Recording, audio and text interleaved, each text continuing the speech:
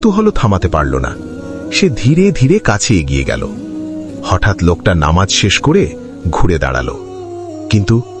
কিন্তু তার মুখে কোনো চোখ নেই, কোনো নাক নেই, শুধু অন্ধকার।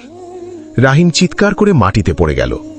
পরের দিন সকালে গ্রামবাসীরা তাকে মসজিদের সামনে অজ্ঞান অবস্থায় পেল।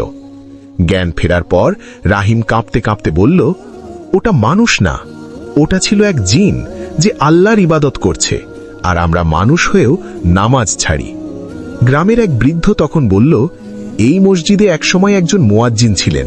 তিনি মৃত্যুর আগ পর্যন্ত কোনোদিন আজান বাদ দেননি। হয়তো আল্লাহ তার আমল এত পছন্দ করেছেন যে তার ডাক আজও বন্ধ হয়নি।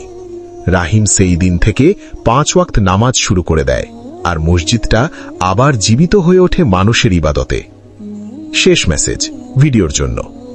আমরা ভাবি সময় আছে, পরে নামাজ পড়ব, কিন্তু যদি এটাই হয় আমাদের শেষ সুযোগ? ভিডিওটা ভালো লাগলে অবশ্যই একটি লাইক আর চ্যানেলটিকে সাবস্ক্রাইব করে বেল আইকনটিতে ক্লিক করবেন।